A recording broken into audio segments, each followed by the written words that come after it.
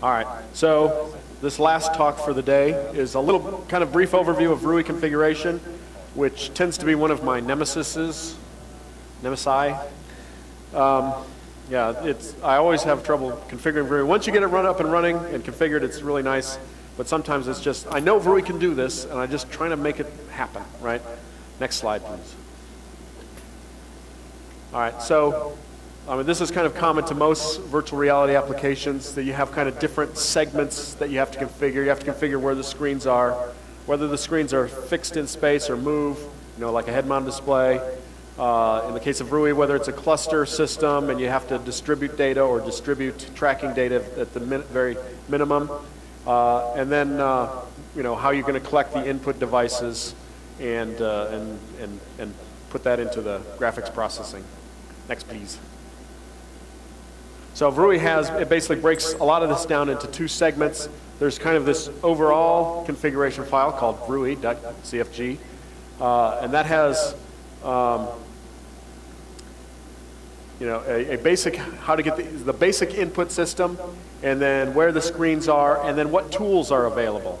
And then the VR devices config file is basically specific for input devices, and you use it to you can use it to aggregate different input devices. So say you have a optical tracker that only outputs VRPN data, and then you have a game controller that outputs joystick and button data. It'll read those in separately, aggregated into one sort of data stream, and serve that off to the VRUI configuration.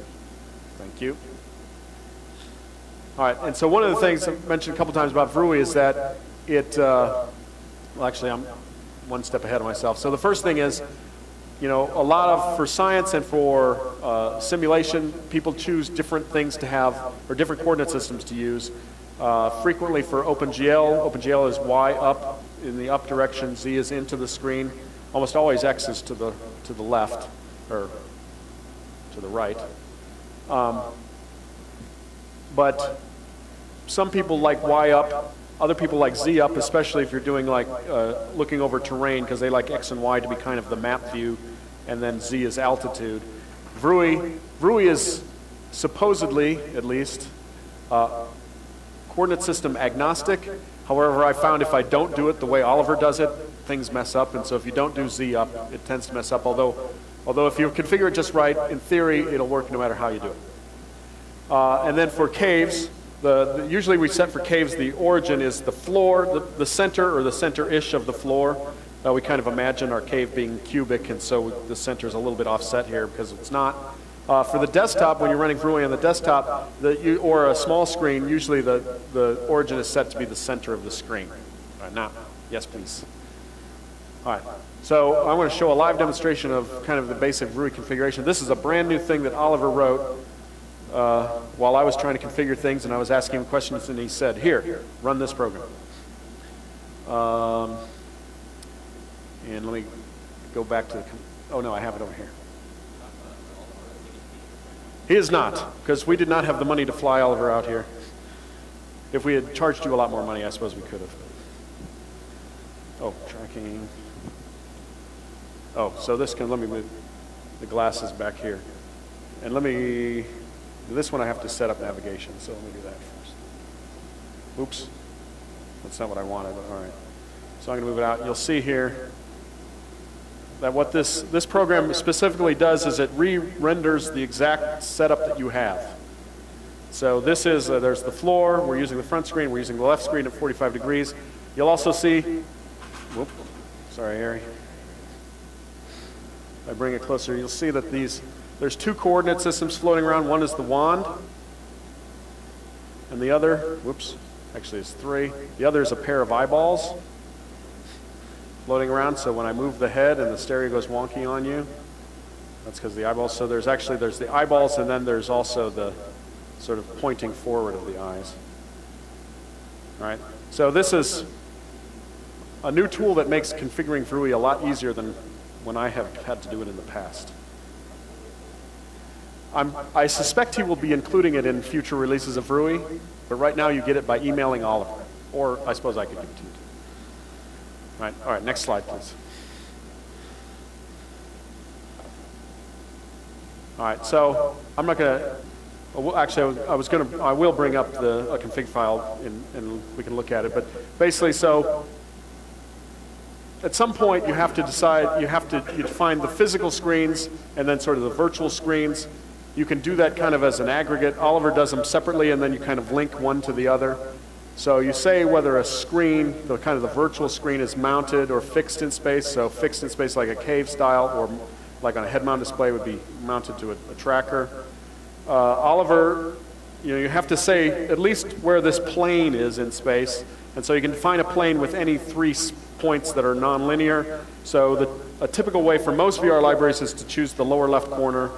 And some then also choose say the lower right corner and the upper right corner or the upper left. What he does is he specifies the specific origin and then 2 axes of directions. It's the same thing, so you can just go any point along this line and any point along the vertical line, define a plane. And then on the computer rendering side, you have to say, well, where is that screen now going to be rendered onto the virtual screen, the frame buffer? So you specify, an X window coordinate, or for, not in VRUI, but in other ones, you can specify kind of where it shows up on Windows. And then you have, I only listed 3, but there's several different ways of doing stereo, one of which is not, right? So you render monoscopically, anaglyphic, red, blue. The quad buffers, which is the way you're going to normally do it on a higher end system that has active stereo. And then you could render left and right, so you can render a left frame buffer here and a right frame buffer that are squished. And then modern 3D TVs can take that and undo it and interlace them. And then the protect screens thing that I showed, when you got too close to the screen with the wand, you can define that stuff. He also has this interesting thing where you can have a panning viewport. So when you're running VRUI on it as a desktop, and say it's not taking up your full screen, if it's over here, it's as if you're looking at it from this direction, so things are rendered kind of, this way.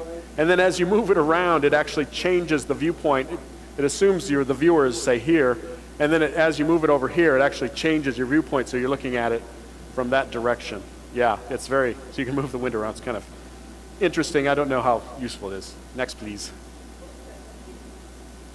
Which sphere? Oh yeah, good question. Excellent question. So that sphere is, I don't know, I may have it on a slide, I don't remember. No, it's the area of importance. It's the area where you want the data to show up, right? So this took me a while to figure out for VRUI, and I mentioned earlier, he always scales stuff so that it fits in front of you, right? No matter how big your data is, he always rescales it so it fits in front of you. Well, there's parameters that you give it so he knows how big to make it so that it fits in front of you. This sphere represents those parameters. Yeah, Dave.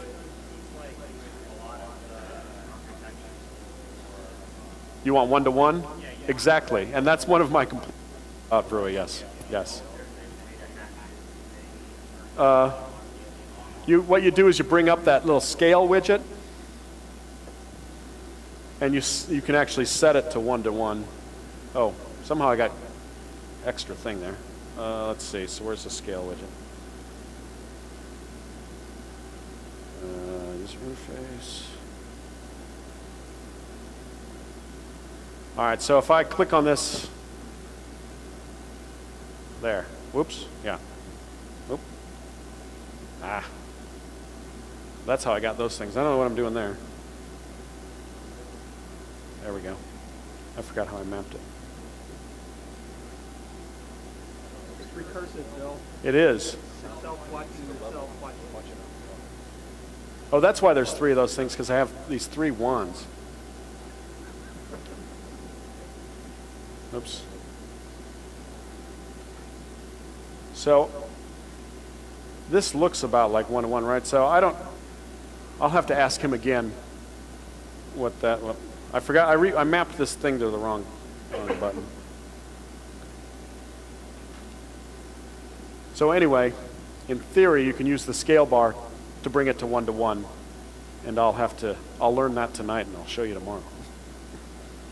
But yes, I totally agree. Especially with some of those lighter viewer data sets, you want one-to-one, and when you have these little model things, it's not good. Did I get all that stuff yet? No, I haven't. So we talked about the kill zone earlier. So there's a way to say where the kill zone shows up, and there's basically 3 ways to do it. One is a big box that kind of stands out. The other is that me making noise? here's static. The other is to have, when I have the desktop up, I didn't point it out, but there's like a little red box that shows up in the lower corner. So you move your mouse to that and you can disable tools. And the other is like throw it behind your shoulder. Yeah, so then you have a list of tool classes, and I'll bring this, let me go ahead and bring up a file.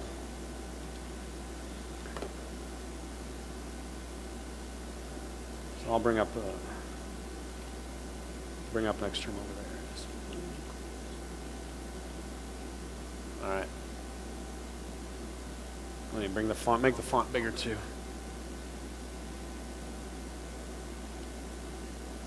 Oops, that's not what I wanted. All right, never mind. The GNOME terminal.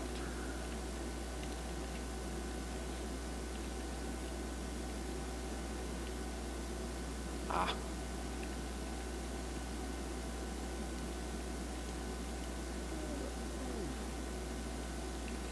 I lost my panels over there too, so I can't bring up tools over there. All right, so now I should be able to enlarge the font, right? That's probably too big. All right, so let's bring up a VRUI data.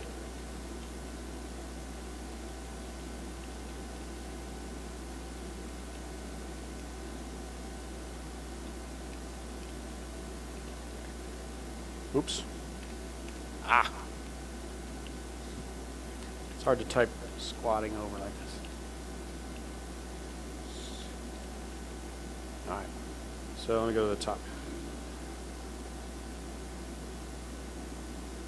All right, so we'll just scroll through this. So these two things here, they set where that sphere is, where your data is, how big your data is going to be. Oh, thank you. Now you have to stand or squat. Again, here's where you set the up direction and the forward direction, so you can choose an arbitrary axis, but I recommend these two because that's basically how the app's expected to be usually.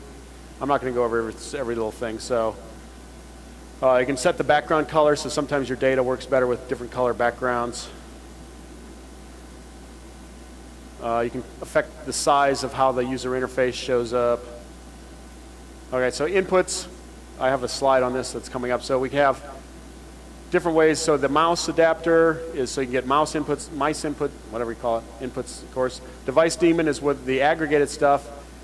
This doesn't show it, but there's also new systems where you can, like, if you have a game controller or a space navigator, you can just put those right in here. And so what I wanted to show is, okay, so here's, I'm not going to talk details, but anyway, here's specifics on, say, how the mouse works. Specifics on the device daemon, you know, it's a socket interface, so what server is it on, how many trackers you have, and how many buttons you have. All right. Oh, yeah. This is not the one. Let me go to TVO. All right. I want to just show the screens and the windows because it's kind of what got me. Okay. So here's say a screen window pair for the front screen. Again, you specify an origin and then two axes and its size, whether to show the frame rate. And then here, on how you render it, here's the display it's going to be rendered on, whether it's full screen, stereo mode. Then you have to link it back up, so give it a name, so what linker it goes to. The viewer is like for the head tracker, so that's links it to the head tracking. Yes, Dave? In theory, it's arbitrary. In practice, we've been using inches. All right, so tool classes, that's what I wanted to get to. All right, so Oliver has, like I mentioned earlier, he has this whole suite of different tools. And so what basically you do is you say all the tools you're going to possibly want, and then these will get mapped into different categories based on how they specify themselves. And so you just have this long list, and it's comma-separated list. And like I said before also, some of these are experimental, so you're not going to use them. Here's where you specify the kill zone. And then eventually, for those tools, you set parameters for the tools that you've selected down here.